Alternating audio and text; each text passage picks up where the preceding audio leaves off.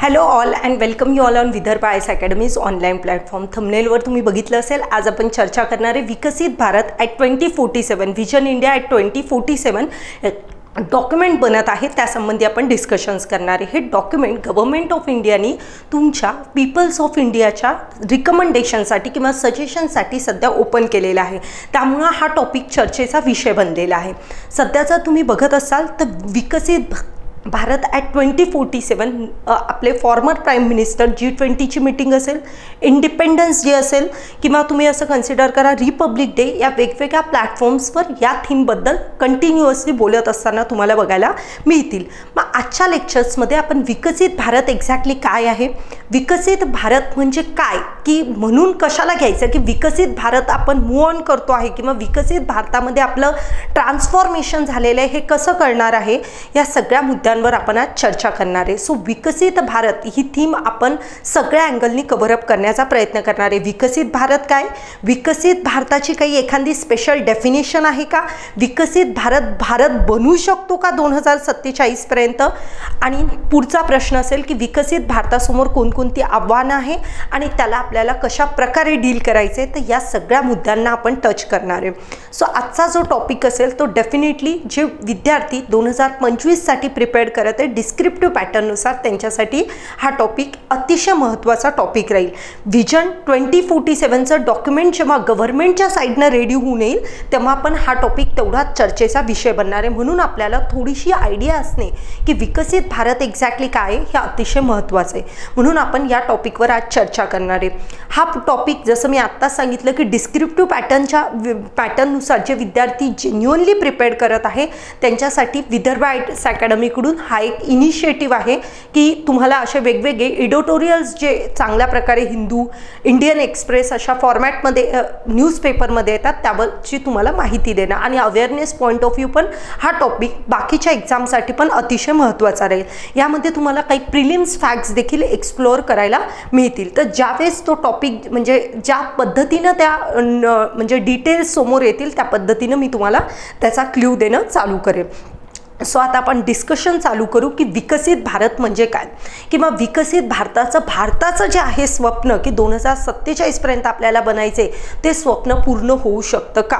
तर या वेगवेगळ्या प्रश्नाचं उत्तर तुम्हाला आजच्या लेक्चरमध्ये मिळणार आहे. अतिशय महत्त्वाचं लेक्चर राहणार आहे आणि तुम्हाला भविष्यामध्ये या लेक्चर्समधून खूप सारं व्हॅल्यू ॲडिशन्स करायला मिळणार आहे डिस्क्रिप्टिव्ह पॅटर्नच्या एक्झामिनेशन्समध्ये. ओके, सो त्या अँगलला आपण इथं लेक्चर चालू करू. मला माहिती आहे की तुमच्यापैकी पुष्कळ सारे स्टुडंट येणाऱ्या 2024च्या राज्यसेवेला ट्राय करणारे असतील, पण त्यामध्येही काही मॉब आहे की जेन्युअनली 2025 साठी प्रिपेअर करत आहे, त्यांच्यासाठी हे खूप जास्त इम्पॉर्टंट लेक्चर राहणार आहे. सो असं समजू नका की 2024 साठीच आपण अटेंटिव्ह राहत आहोत किंवा त्यांच्याच पॉईंट ऑफ व्ह्यू लेक्चर येणार आहे. नाही, 2025 साठीही जे तयारी करत आहेत त्यांच्यासाठीही त्यांच्या व्हॅल्यू ॲडिशनसाठी पण लेक्चर तुम्हाला प्लॅटफॉर्मवर वेगवेगळे बघायला मिळतील. सो विदाउट वेस्टिंग टाईम आपण लेक्चरला स्टार्ट करू की व्हिजन इंडिया विकसित भारत ॲट 2047 हे जे आहे ते आपलं खरंच पूर्ण होऊ शकतं का स्वप्न, हे आपल्याला आज यामध्ये एक मेन विषय असणार आहे आपल्या चर्चेचा. सो सगळ्यात पहिले आपल्याला समजून घ्यायचं आहे की एखाद्या कंट्रीला विकसित कंट्री किंवा विकसित आपण कधी म्हणू शकतो, किंवा विकसित हा टॅग जर आपल्याला पाहिजे असेल तर त्याची एखादी प्रॉपर डेफिनेशन आहे का. तो हो, वर्ल्ड बँक जे सगळ्यांना माहीत असेल, जागतिक बँक, वर्ल्ड बँकने एक डेफिनेशन दिलेली आहे आणि त्याच्यानुसार आपण 3 कॅटेगरीजमध्ये याला डिवाइड करू शकतो. म्हणजे अर्थव्यवस्था स्पेशली ती काय करते, 3 कॅटेगरीमध्ये डिवाइड करते. पहिली आहे डेव्हलप इकॉनॉमी. ओके, पहिलं तो नाव देतो डेव्हलप इकॉनॉमी. दुसरी जी कन्सिडर करतात, पहिली डेव्हलप इकॉनॉमी, दुसरी आहे upper middle income economy. Okay, आणि तिसरी आहे ती आहे लोअर मिडल इन्कम कंट्रीज. अशा 3 याच्यामध्ये हिला डिवाइड केल्या जातं. So develop countries, upper middle income countries आणि लोअर मिडल इन्कम कंट्रीज, ज्याला तुम्ही निम्न मध्यम अर्थव्यवस्था म्हणू शकता. येस, याला निम्न मध्यम अर्थव्यवस्था म्हणू शकता, याला उच्च मध्यम अर्थव्यवस्था म्हणू शकतात आणि याला विकसित अर्थव्यवस्था. तर अशा 3 याच्यामध्ये आपण याचं काय करतो, कंट्रीजचं विभाजन करतो. मग आता हे विभाजन जे केलेलं आहे ते कशाच्या बेसवर केलेलं आहे, तर मी तुम्हाला सांगेल हा GNIच्या बेसवर विभाजन केलेलं आहे. ओके, ग्रॉस नॅशनल इन्कम जे आहे त्याच्या बेसिसवर याचं विभाजन केलेलं आहे. ओके, सो आता यामध्ये काय केलेलं आहे, सो यामध्ये आपल्याला 3 याच्यामध्ये डिव्हिजन केले. अशी अर्थव्यवस्था की ज्या अर्थव्यवस्थेमध्ये पर कॅपिटा इन्कम, ज्या लोकांचं पर कॅपिटा इन्कम 13,000, इथं एक फिगर आहे बघा 846. ओके, एक्झॅक्टली फिगर मी सध्या लिहित नाही, पण तुम्ही असं लक्षात घ्या की 13,000 डॉलरपेक्षा जास्त आपण असं कन्सिडर करू, 13,000 डॉलरपेक्षा जास्त जर त्या कंट्रीमधल्या लोकांचं पर कॅपिटा इन्कम वर्षभरामध्ये येत असेल तर त्यामध्ये त्या कंट्रीला आपण असं कन्सिडर करू डेव्हलप कंट्री. काय म्हणायचं? Develop country. म्हणजे तिथलचे जेवढे काही लोक आहेत त्या प्रत्येक व्यक्तीच्या वाट्यावर जर सरासरी उत्पन्न किती येत असेल 13,846, एक ओव्हरऑल आकडा सांगते मी सध्या, लक्षात घ्या, तेवढं जर येत असेल तर त्याला काय म्हणणार आपण? विकसित अर्थव्यवस्था. मग 13,000च्या खाली जे येणार त्याला आपण काय म्हणू? मिडल इन्कम कंट्री किंवा मध्यम अर्थव्यवस्था. ओके, मध्यम कॅटेगरीमध्ये जाणाऱ्या अर्थव्यवस्था. पण आता इथं बघा, इथं काय लिहिलेलं आपण? मिडल, आणि इथं लिहिले लोअर, बरोबर, उच्च, आणि हे झालं निम्न, बरोबर.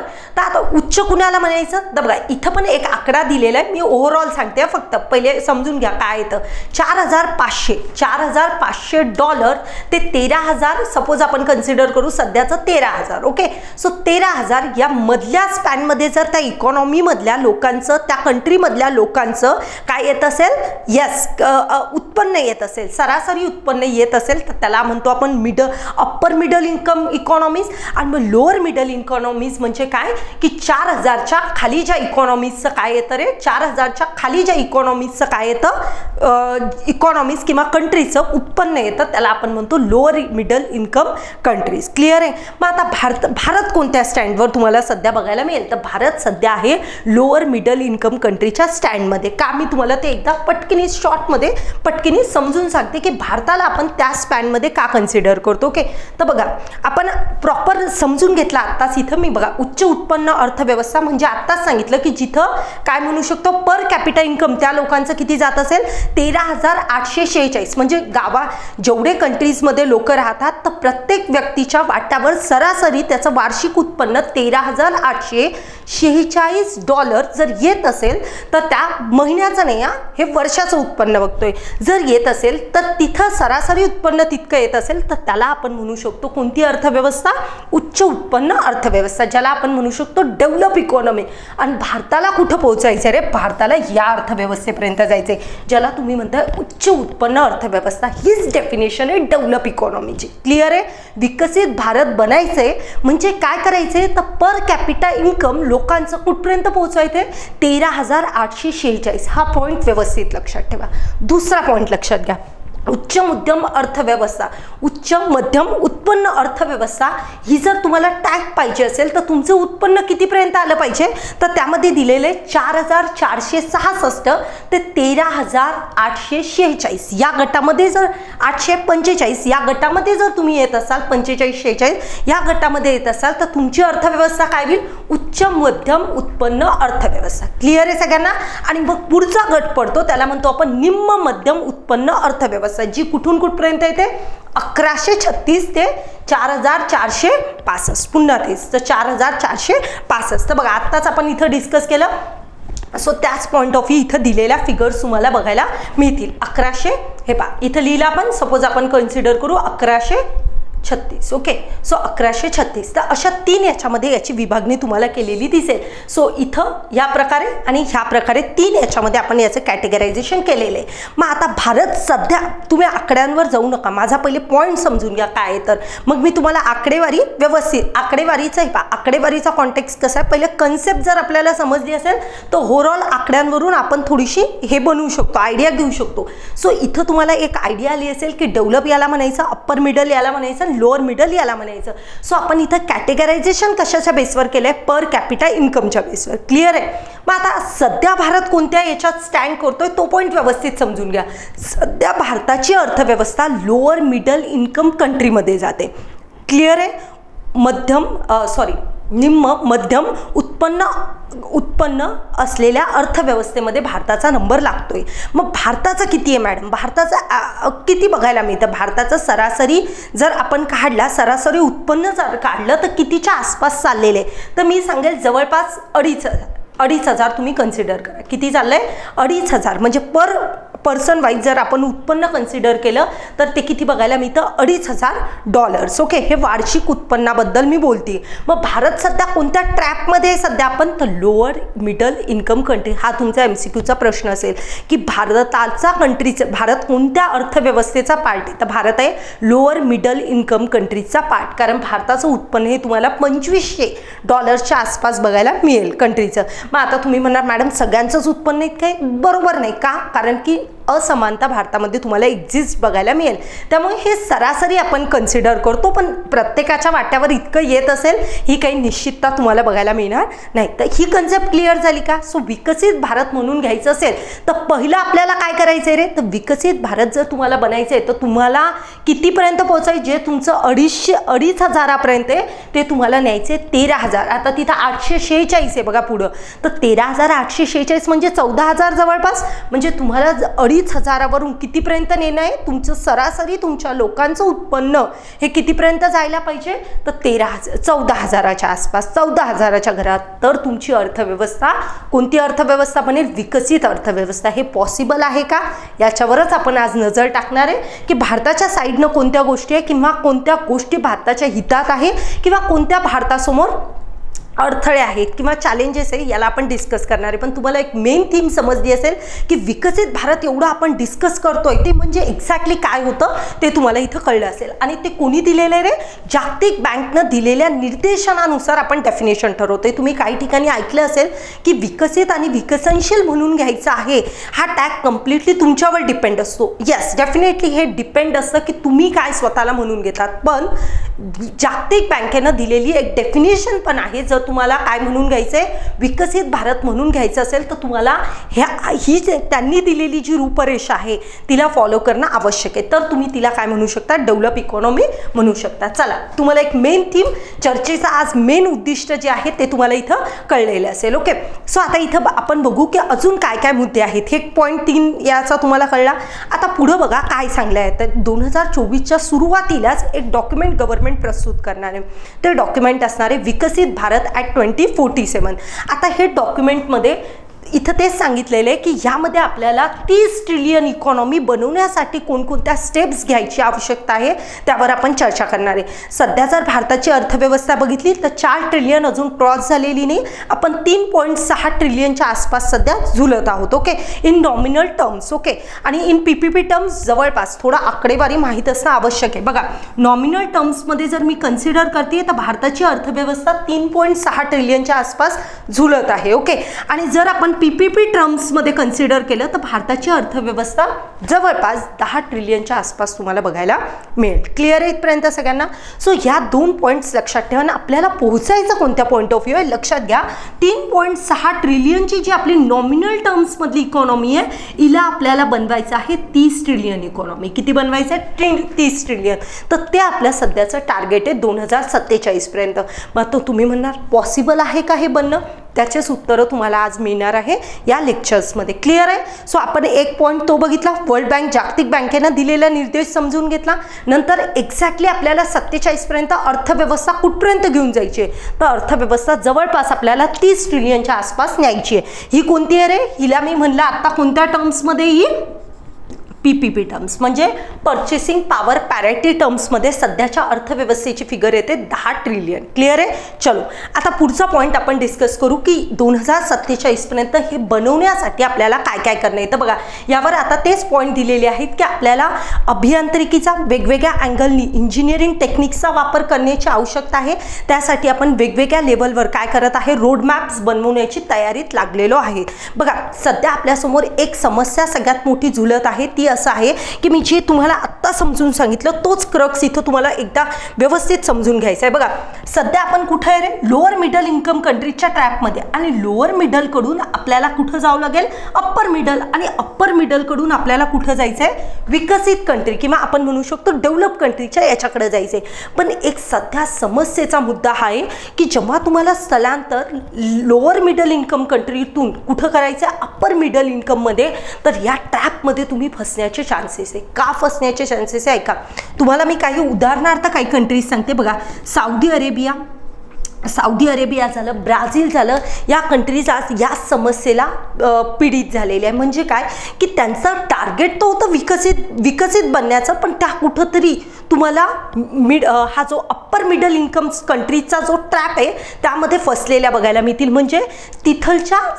लोकांचं उत्पन्न जर आपण कन्सिडर केलं तर ते 4,000 ते 13,000च्या 4,500 ते 14,000च्या आसपास झुलताना बघायला मिळेल. म्हणजे या 13,000चा आकडा पुढं जायला पाहिजे होतं. म्हणजे कसं आहे की स्टेप बाय स्टेप आपण विकसितकडे पोहोचायला पाहिजे होतं, तसं झालं नाही. म्हणजे ज्या काही कंट्रीज आपण बघतोय त्यांचा अनुभव असा आहे की त्या कुठं फसलेल्या बघायला मिळतात, ते अप्पर मिडल इन्कम कंट्रीजच्या ट्रॅपमध्ये फसलेल्या बघायला मिळते. सो त्या ज्या फसलेल्या आहेत ते भारत फसू नये यासाठी भारत खूप अलर्टली काम करत आहे. तर इथं आपल्याला तोच मुद्दा इथं दिलेला तुम्हाला बघायला मिळेल.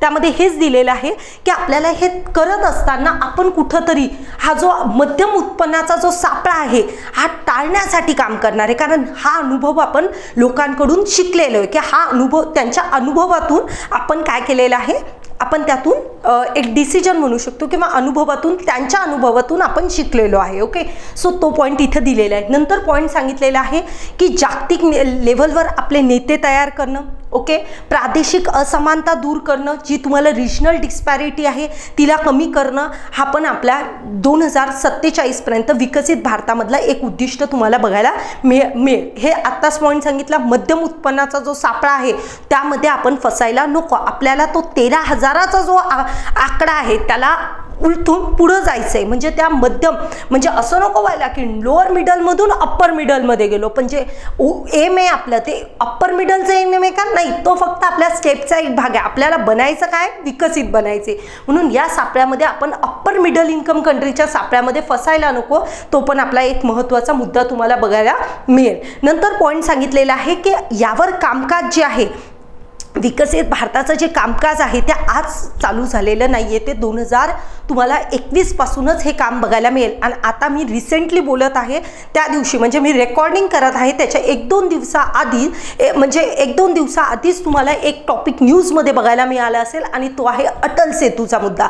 अटल सेतू जो गव्हर्नमेंट ऑफ इंडियाचा ॲम्बिशियस प्रोजेक्ट तुम्हाला बघायला मिळेल, ज्यामध्ये मुंबई टू नवी मुंबई कनेक्ट करणारा एक प्रोजेक्ट, जवळपास 17,000 कोटी रुपये याच्यावर खर्च करण्यात आलेले तुम्हाला बघायला मिळतील.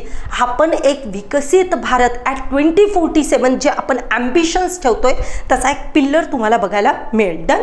नेक्स्ट पॉईंट सांगितलेला आहे की 2047 साठी काही प्रमुख थीम ठेवण्यात आले आहेत. त्यामधल्या प्रमुख थीम मधले एक महत्त्वाचा मुद्दा आहे पायाभूत सुविधा, इन्फ्रास्ट्रक्चर, यावर फोकस करणं. नेक्स्ट पॉईंट आहे उद्योग, तंत्रज्ञान असेल, प्रशासन असेल, कल्याण असेल, म्हणजे लोकांसाठी सोशल सिक्युरिटी स्कीम्स असतील, यावर एक प्रमुख चर्चा करणं किंवा प्रमुख त्यावर गोष्टींना इम्प्लिमेंटेशन करणं. व्हिजन ॲट 2047चं तुम्हाला एक उद्दिष्ट किंवा विजन 2047चं एक महत्त्वाचा पिल्लर तुम्हाला बघायला मिळेल. नंतर पुढं पॉईंट सांगितलं आहे की भारतामध्ये अनुकूलता बघायला मिळते आहे का. सो जे आपल्याला उद्दिष्ट हासिल करायचे आहे की 2047 पर्यंत आपल्याला काय बनायचं आहे, विकसित अर्थव्यवस्था बनायचं आहे, त्यासाठी भारताचं जे ध्येय आहे ते भारत पूर्ण करू शकतो का, त्याशी रिलेटेड आपल्याला काही आकडेवारी पण पुढं बघायला मिळणार आहे. यस, भारताजवळ तुम्हाला सगळ्यांना माहीत असेल की यंगस्टर किंवा आपण म्हणू शकतो यूथ हा एक पोटेन्शियल तुम्हाला बघायला मिळेल. पोटेन्शियल इन द सेन्स की भारताजवळ एक यंगस्टर किंवा आपण म्हणू शकतो जे लोक काय डेमोग्राफिक डिव्हिडंड म्हणतो आपण त्यांना, एक डेमोग्राफिक डिव्हिडंडचा ॲडव्हान्टेज तुम्हाला बघायला मिळत असेल. त्यामुळे भारत एक जे उद्दिष्ट ठेवतोय की भारताला विकसित भारत बनायचं आहे 2047 पर्यंत, तर भारतामध्ये त्याशी रिलेटेड अनुकूल परिस्थिती देखील तुम्हाला बघायला मिळत आहे. वेगवेगळे जे डॉक्युमेंट्स येत आहेत बघा, नीती आयोग वेगवेगळे डॉक्युमेंट्स काढताय किंवा तुम्ही असं कन्सिडर करा IMF, वर्ल्ड बँक या वेगवेगळ्या आंतरराष्ट्रीय संघटना ज्या काही डॉक्युमेंट्स काढतात आहे त्यामध्ये असं सांगत आहेत की भारत जे उद्दिष्ट ठेवतोय 30 ट्रिलियन इकॉनॉमी होण्याचं, ते भविष्यामध्ये पूर्ण होऊ शकतं का, तर डेफिनेटली होऊ शकतं. असं वेगवेगळ्या ऑर्गनायझेशन किंवा आपण म्हणू शकतो संघटना या गोष्टीला काय देत आहेत, हरी झेंडी म्हणू शकतो किंवा ग्रीन चिट देताना तुम्हाला बघायला मिळतील. तर हेच पॉईंट आपल्याला इथं सांगितलेले. वेगवेगळ्या ॲपलचे फाउंडर असेल किंवा वेगवेगळ्या मोठ्या मोठ्या कंपन्याज असतील असतील त्या कॉन्फिडन्स दाखवते की हो, इंडिया 2047 पर्यंत एक विकसित भारत बनू शकतो किंवा इंडिया विकसित भारत बनण्याच्या वाटेवर तुम्हाला बघायला मिळेल. तोच पॉईंट इथं आपल्याला दिलेला आहे. नंतर त्यामध्ये त्यांनी सांगितलेलं आहे की 2047 हा जो आकडा आहे, 2047 पर्यंत विकसित भारत बनण्याच्या आकड्याला आपण 2 याच्यामध्ये डिवाइड केलेले. एक आहे 2030 पर्यंतचा कालावधी आणि दुसरा आहे 2047. म्हणजे आपण याला 2 याच्यात डिवाइड केलेले. सध्या जर आपण 2024 मध्ये आहे, ओके. सो 2024 ते 2030 हा आपला एक स्पॅन असेल आणि 2030 ते 2047 अशा 2 पार्टमध्ये आपण याला डिवाइड केले. सो तुम्हाला आता कळलं असेल की विकसित भारत बनवायचं म्हणजे काय करायचं. 30 ट्रिलियन इकॉनॉमी बनवायची. जो अर्थव्यवस्थेचा सापळा आहे, जो मध्यम अर्थव्यवस्थेच्या याच्यामध्ये फसू शकतो, तो न फसता आपल्याला 13,000-14,000चा जो आपला आकडा आहे GNIचा किंवा पर कॅपिटल इन्कमचा, तो आकडा काय करायचा, पार करून बाहेर निघायचे. ते पॉईंट सांगितले. अजून काही पिल्लरच्या थीम सांगितल्या. सो हे सगळं आपलं एक पिक्चरायझेशन असणार आहे विकसित भारताशी रिलेटेड. आता पुढे आपण बघणार आहे की आपल्याजवळ कोणकोणत्या स्ट्रेंथ आहेत, कोणकोणत्या ताकदी आहेत की ज्याच्या बेसवर आपण कमिट करतोय की आम्ही 2047 पर्यंत विकसित भारत बनवू शकतो. ह्या ज्या आपण सांगते कोणकोणत्या स्ट्रेंथ आपल्याजवळ आहे त्याबद्दल आपण डिस्कशन करणार. तुम्हाला सगळ्यांना माहिती आहे की भारत एक लोकशाही असलेला देश आहे. सो लोकशाही ही देखील आपली एक ताकद आहे. त्याला म्हणू शकतो व्हायब्रंट डेमोक्रेसी. आपल्याजवळ व्हायब्रंट म्हणजे पुष्कळ ठिकाणी तुम्हाला वेगवेगळे हे बघायला मिळतील, काय म्हणू, वेगवेगळ्या पॅरामीटर, वेगवेगळी डायव्हर्सिटी बघायला मिळेल. पण त्या डायव्हर्सिटीमध्ये आपली कुठंतरी युनिटी बघायला मिळते. नंतर आपल्याजवळ आत्ताच सांगितलं ताकदीमध्ये एक पॉईंट आहे डेमोग्राफिक डिव्हिडंड, किंवा आपण त्याला म्हणू शकतो की आपल्याजवळ यंगस्टर, यूथ जो आहे ते यूथ भरून आहे. सो हा यूथच आपल्याला उद्या भविष्यामध्ये विकसित भारत बनवण्यासाठी मदत करणारे. भारताची अर्थव्यवस्था फ्लेक्झिबल आहे. तुम्हाला माहिती आहे LPG रिफॉर्म्स आल्यानंतर भारताने काय केलेलं आहे, याच भारत तुम्हाला बघायला मिळेल की सोशलिस्ट इकॉनॉमीच्या कुठंतरी याच्यामध्ये होता, तिथून आपण मिक्स्ड इकॉनॉमीकडे आलेलो, तुम्हाला माहीत असेल, आलेलो बघायला मिळत आहे. नंतर भारताची सॉफ्ट पॉवर पण तुम्हाला बघायला मिळत असेल. भारत आज एक जगामधली इन्फ्लुएन्सर कंट्री बघायला मिळत असेल. तर तो इन्फ्लुएन्सर कशा पॉईंट ऑफ व्ह्यू, तर तुम्ही लक्षात घ्या जगामध्ये सर्वात जास्त लोकसंख्या असलेल्याचा टॅग आपल्याजवळ आहे. म्हणजे जगामध्ये जर कोणतंही मेजर चेंज घडवायचा असेल तर त्यामध्ये इन्फ्लुएन्सर इंडिया खूप महत्त्वाचा राहत आहे. का राहते, तर जगामधली जवळपास आपण असं कन्सिडर करू की जगामध्ये जेवढी लोकसंख्या आहे त्यातली 20% लोकसंख्या तर ती भारतात राहते. म्हणजे भारत हा इन्फ्लुएन्सर आहे. ही पण भारताची स्ट्रेंथ आहे, लक्षात घ्या. ग्लोबल क्लायमेट चेंज असेल किंवा एन्व्हायरमेंटल पर्यावरणाशी रिलेटेड वेगवेगळ्या ट्रीटीज असतील किंवा वेगवेगळे प्रोग्राम्स असतील, त्याला इम्प्लिमेंट करण्यामध्ये भारताची सहमती घेतल्याशिवाय जगाचा कोणताही एजेंडा फुलफिल होताना तुम्हाला बघायला मिळणार नाही. का, कारण अर्थव्यवस्थेच्या पॉईंट ऑफ व्ह्यू, लोकसंख्येच्या पॉईंट ऑफ व्ह्यू एक महत्त्वाची लोकेशन तुम्हाला भारताची बघायला मिळेल. सो स्ट्रेंथमध्ये हे पॉईंट्स आपल्याला इथे सांगितलेले की भारताची ताकद आहे. हे सगळे पॉईंट्स आपल्यासमोर ताकदीचे पॉईंट्स आहे. भारतानं 2070 पर्यंत एक कमिटमेंट केलेलं आहे की भारत काय बनणार आहे, 0 कार्बन इमिशन करणारे. सो भारताने केलेला हा स्टँड किंवा भारताने घेतलेला हा स्टँड जगावर खूप इम्पॅक्ट पाडणार आहे. का पाडणार आहे, कारण भारत एक इन्फ्लुएन्सर आहे. पुन्हा तेच सांगते, इन्फ्लुएन्सरचा अर्थ काय की भारताचं कॉन्ट्रीब्युशन खूप मॅटर करतं ग्लोबल लेवलवर. सो ही पण एक भारतासाठी ताकद आहे.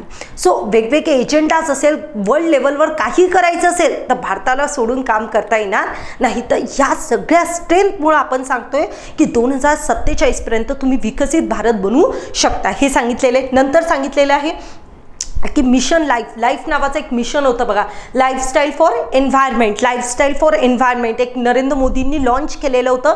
लाईफ म्हणून एक शुभारंभ केला होता एका इनिशिएटिव्हचा, लाईफ फॉर एन्व्हायरमेंट. म्हणजे अशी लाईफ जगा की जी एन्व्हायरमेंटला सस्टेनेबल असेल. तो इनिशिएटिव्ह स्टार्ट केला लगेच जगामध्ये. त्याच्याकडून म्हणजे त्या इनिशिएटिव्हशी रिलेटेड अप्रिशिएशन झालं आणि बाकीच्या कंट्रीजनी पण तो इनिशिएटिव्ह तुम्हाला फॉलो केलेला बघायला मिळेल. नंतर लिंग समानता किंवा आपण म्हणू शकतो जेंडर इक्वॅलिटीमध्ये भारतामध्ये फोकस करत आहे. सोबत तुम्हाला माहिती असेल की तंत्रज्ञान, आर्टिफिशियल इंटेलिजन्स असेल, रोबोटिक्स असेल, 5G इंटरनेट सर्व्हिस असेल, या सगळ्यामध्ये भारत काय करतोय, जगासोबत एंट्री मारतोय. म्हणजे भारत या तंत्रज्ञानामध्ये कुठंतरी मागं पडला होता, तो आता मागं बघायला मिळणार नाही. भारत तंत्रज्ञान असेल किंवा वेगवेगळे सेक्टर्स असेल, या सगळ्या सेक्टरमध्ये जगासोबत काम करतोय. सो ही भारताची असलेली एक स्ट्रेंथ आहे. पुढं पॉईंट असा दिलेला आहे की भारताच्या समृद्धीमध्ये अजून काय काय आहे, की अजून असे काय काय पॉईंट्स आहेत की जे भारताला दर्शवते की भारत खरंच एक मोठी अर्थव्यवस्था की विकसित भारत बनवू शकतो. त्यामध्ये एक पॉईंट त्यांनी एक सुरुवातीलाच एक पॉईंट सांगितलेला आहे की IMF देखील, IMFचे वेगवेगळे अहवाल आहे, जे IMF तुम्हाला माहित असेल, ज्याला तुम्ही म्हणतात IMF जी आहे ती IMF नावाची जी एक संघटना आहे, ज्याला आपण म्हणतो काय, हे भारत आंतरराष्ट्रीय नाणेनिधी. ओके, तर ही IMF जी संघटना तुम्हाला बघायला मिळत असेल, ती संघटना देखील कॉन्फिडन्स दाखवत आहे की भारत काय बनवू शकतो, भारताचं जे भविष्य आहे ते खूप उज्ज्वल आपल्याला बघायला मिळतंय, असं IMF देखील सांगताना तुम्हाला बघायला मिळतोय. नंतर भारत, आता इथं काही आकडेवारी आपल्याला दिलेली, खूप छान आकडेवारी, आणि मला सांगायलाही आवडेल ती आकडेवारी.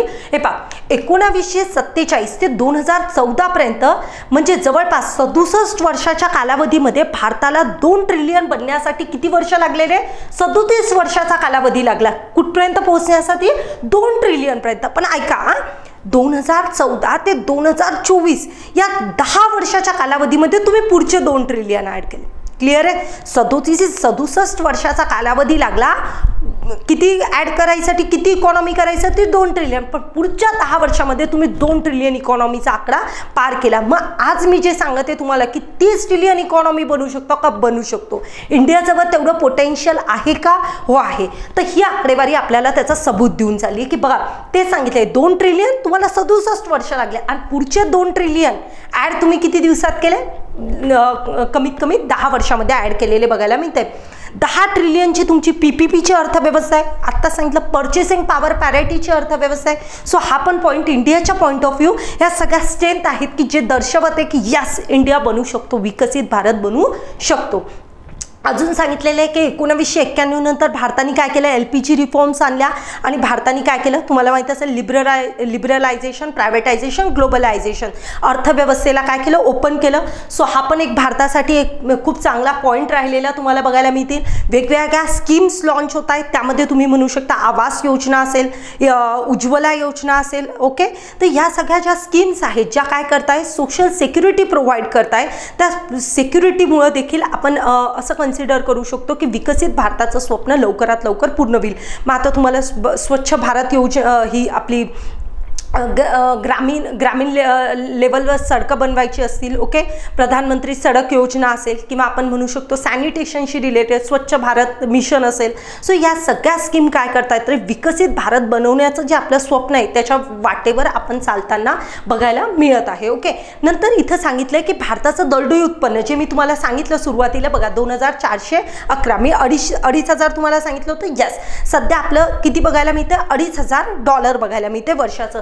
तर त्यामध्ये आपण किती चांगल्या पद्धतीने प्रगती केलेली बघा. 2004 मध्ये आपलं जवळपास 624च्या आसपास होतं, 2014 मध्ये आपण 1560 वर आलो, आणि 2022 मध्ये आपलं जवळपास 2,500च्या घरात आहे. सो आपण म्हणजे दरडोई उत्पन्न पण आपलं काय झालेलं आहे, वाढलेलं तुम्हाला बघायला मिळते. सो हा पण तुमचा एक चांगला पॉईंट बघायला मिळेल.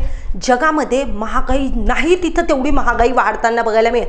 पण भारत मॉनिटरी पॉलिसीने ठरवलेलं जे टार्गेट आहे किंवा RBIने दिलेलं टार्गेट जे आहे ते टार्गेट काय, 4+2 म्हणजे 4+-2चा अर्थ काय होतं रे, 2 ते 6% पर्यंत महागाईला काय करायचं, कंट्रोल करायचं. त्यामध्ये भारत अतिशय चांगल्या पद्धतीनं काम करतोय. नंतर पॉईंट दिलेला आहे की आपल्याजवळ 600 बिलियनपेक्षा जास्त आपल्याजवळ काय, एक आपल्याजवळ एक फंड जमा आहे, किंवा आपण त्याला असं कन्सिडर करू शकतो परकीय चलन, फॉरेक्स रिझर्व्ह म्हणतो आपण त्याला. फॉरेक्स रिझर्व्ह म्हणजे जे परकीय चलन आहे, स्पेशली ते फॉरेक्स रिझर्व्ह म्हणतो, ते आपल्याकडे जवळपास किती आहे रे, 600 बिलियन. सो ह्या सगळ्या नॅरेशन्समधून एक पॉईंट क्लिअर होतोय की काय, भारत विकसित भारत बनण्यासाठी जेवढ्या काही स्ट्रेंथ आपल्याला पाहिजे त्या सगळ्या आपल्याजवळ आहे. बघा, आता फॉरेक्स रिझर्व्हचा काय कॉन्टेक्स्ट असतो हे तुम्हाला थोडंसं माहीत असणं अपेक्षित आहे. फॉरेक्स रिझर्व्ह हे आपल्याला कशासाठी काम करतात रे, आपली जी करन्सी आहे $1 म्हणजे $1 इज इक्वल टू करन्सी जी खाली वर पडते, माहीत असेल ना, 80 रुपये असते, कधी 90 रुपये होते, तर कधी 70 होते. तर ती बॅलन्स करण्यासाठी आपल्याला हे फॉरेक्स रिझर्व्ह महत्त्वाचा रोल प्ले करतात. क्लिअर आहे. सो त्याचा बॅलन्स मेंटेन ठेवण्यासाठी विदेशातून काही खरेदी करण्यासाठी हे फॉरेक्स रिझर्व्ह आवश्यक आहेत का नाही? एक परिस्थिती 1990च्या टाइम पिरियडला तुमच्याजवळ अशी होती की काय, आपल्याला बाहेरून क्रूड ऑइल विकत घेण्यासाठी जवळपास फक्त 7 दिवसाचा आपल्याजवळ पैसे राहिलेले होते. सो ह्या सगळ्या नॅरेशन्स काय दर्शवते की भारताचं भविष्य खूप उज्ज्वल आहे किंवा भारत हे विकसित भारत बनण्याच्या दिशेवर एकदम चांगल्या प्रकारे तुम्हाला बघायला मिळतोय. मग आव्हानं काय काय? तर भारतामध्ये असमानता खूप जास्त बघायला मिळते. त्यामध्ये आकडेवारी दिलेली आहे बघा, 10% लोकांच्या हातामध्ये जी वेल्थ आहे किंवा जी संपत्ती आहे, 10% जे लोक आहे त्यांच्या हातामध्ये आपण असं कन्सिडर करू की 60% काय आहे संपत्ती बघायला मिळते. एक्झॅक्टली आकड्यावर जायचं नाही, फक्त असं लक्षात ठेवायचं. 10% लोकसंख्या किती संपत्ती घेतलेली आहे? पूर्ण भारताची जेवढी संपत्ती आहे त्याच्यापैकी 60% संपत्ती या लोकांच्या. त्यामधले जे टॉप 1% आहे त्याच्या हातामध्ये 20% संपत्ती आहे. म्हणजे कळलंय, भारतामध्ये असमानता खूप आहे. म्हणजे जी आपण आकडेवारी बघतोय कोणती, $2411 आपलं काय बघायला मिळतंय, दरडोई उत्पन्न बघायला मिळते. ती एक्झॅक्टली सगळ्यांच्या लेवलवर सारखी नाहीये, कारण हा पॉईंट तुम्हाला लक्षात असणं आवश्यक आहे. ही खूप असमानता दर्शवताना तुम्हाला बघायला मिळेल. भारत सध्या तुम्हाला निम्न मध्यम अर्थव्यवस्थेच्या स्थितीमध्ये बघायला मिळेल आणि त्याचा तोडगा काढणं, तिथून उच्च याच्यामध्ये जाणं हा प्रवास इतका सोपा नाही आहे जेवढा वाटतो आहे. तो प्रवास पण एक आपल्यासाठी चॅलेंजिंग राहणार आहे आणि इतर आव्हानंही तुम्हाला बघायला मिळतील. NPA वाढत जाताना बघायला मिळेल. बँकेची जी स्थिती आहे ती तुम्हाला कधी कधी खालवली बघायला मिळते. त्याचं कारण आहे NPA किंवा आपण त्याला म्हणतो नॉन परफॉर्मिंग असेट जे आहे.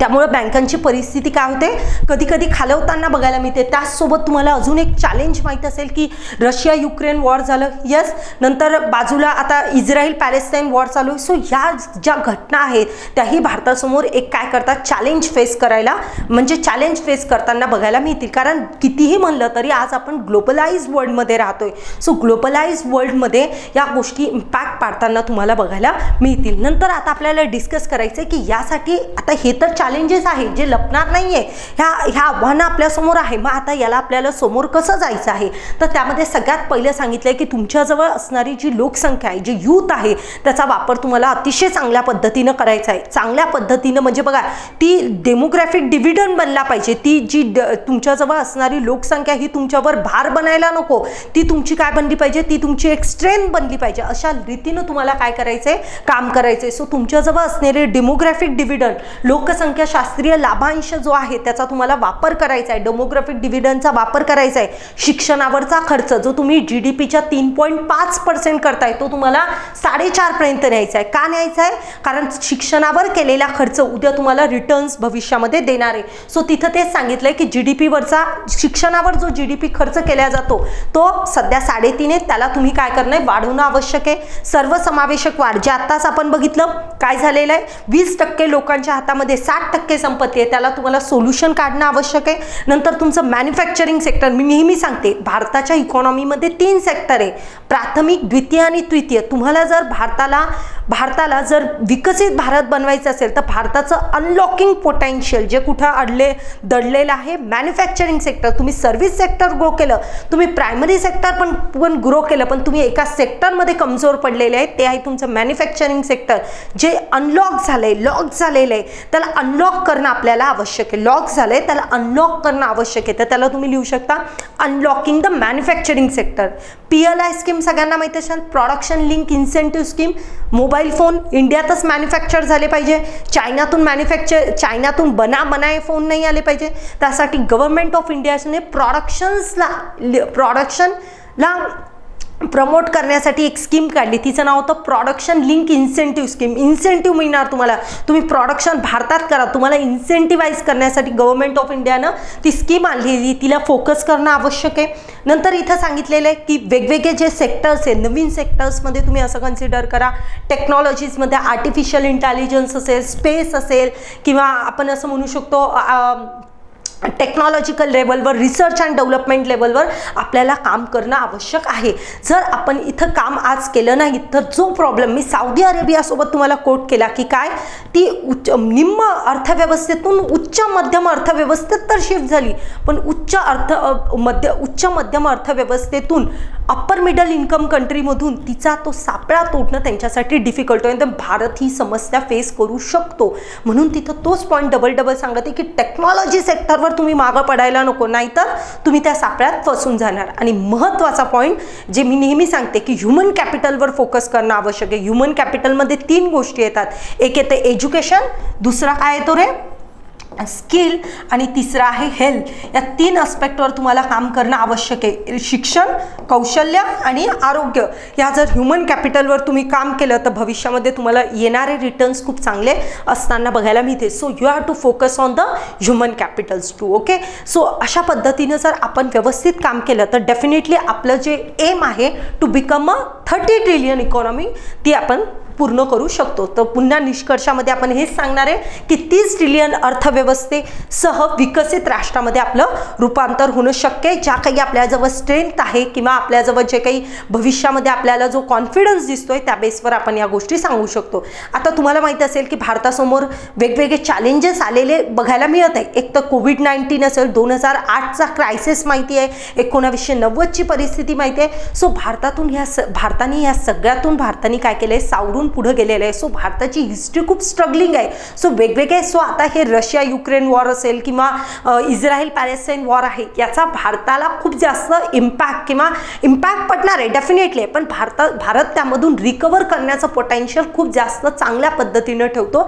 असं आपण म्हणू शकतो. ओके, सो अशा पद्धतीनं आपण आज विकसित भारत ही थीम काय केली, डिस्कस केलेली बघायला मिळेल. आणि यातून तुम्हाला ना की विकसित भारत, बघा मी टॉपिक असा चूज केलेला आहे की याच्यामध्ये व्हॅल्यू ॲडिशन तुम्ही कोणता GS2चा पेपर असेल, 3चा पेपर असेल, तुम्ही हे सजेशन्स तिथे ॲड करू शकता आणि तुमच्या आन्सर्सला व्हॅल्यू ॲडिशन देऊ शकता. आणि जाता जाता तुमच्यासाठी एक महत्त्वाचं इम्पॉर्टंट अपडेट की जे लोक 2024च्या अपडेट याला ट्राय करणार आहेत त्यांच्यासाठी एक महत्त्वाचं की तुम्ही टेस्ट सिरीज डेफिनेटली जॉईन केली पाहिजे.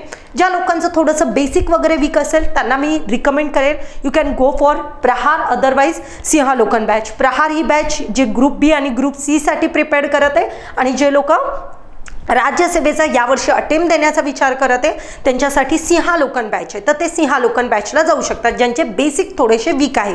तुम्हाला माहीत असेल याचं इतकं प्रॉपर शेड्यूल आहे, मुलांचे खूप चांगले फीडबॅक्स येत आहे. सो तुम्ही फीडबॅक वगैरे पण चेक करू शकता आणि याचं प्रॉपर एक नियोजन दिलं आहे. सो नियोजनबद्ध स्टडी करण्यासाठी हे तुम्हाला इनिशिएटिव्ह खूप जास्त मदत करू शकता. आणि अजून एक महत्त्वाचा अपडेट की काही लोकांना बॅच नसते पाहिजे पण टेस्ट सिरीज प्रॅक्टिससाठी, टेस्ट सिरीजला तर मी रिकमेंड करेल everyone should go for the test series. Test series खूप महत्त्वाचा रोल प्ले करू शकते. तर जे लोक पुन्हा गट ब आणि क साठी प्रिपेअर करताय त्यांच्यासाठी टेस्ट सिरीज जी स्टार्ट होती ती आय थिंक 21 जानेवारीपासून स्टार्ट होतीये. नाही, त्यांची जी टेस्ट सिरीज आहे हां बरोबर 21 जानेवारीपासून जे राज्यसेवेसाठी प्रिपेअर करत आहे त्यांची 21 जानेवारीपासून आहे. आणि जे लोक कशासाठी प्रिपेअर करत आहे गट ब आणि गट क त्यांच्यासाठी टेस्ट सिरीज 24 फेब्रुवारीची पासून येणार आहे. कारण एक्झाम डेट मागं पुढं असतील त्यामुळे ह्या डेट्स पण तशाच अकॉर्डिंग तुम्हाला बघायला मिळतील. तुम्हाला बाकी काही इन्क्वायरी करायची असेल तुम्ही काय करू शकता, अकॅडमीच्या नंबरवर संपर्क साधू शकता. सो आपण इथे आपलं लेक्चर आज एंडअप करू. तुमचे काही सजेशन्स असतील, तुमचे काही म्हणजे काही पॉईंट ऑफ व्ह्यू असतील विकसित भारताशी रिलेटेड, काही तुम्हाला अजून माहीत असेल तुम्ही डेफिनेटली कमेंट सेशनमध्ये लिहू शकता. आणि गव्हर्नमेंट ऑफ इंडियाचं पण पोर्टल याशी रिलेटेड सध्या ओपन अप केलं आहे, तुम्ही त्यावर पण जाऊन तुमचे सजेशन्स पोस्ट करू शकता. सो आपण इथं आपलं लेक्चर जे आहे ते थांबूया. Thank you so much.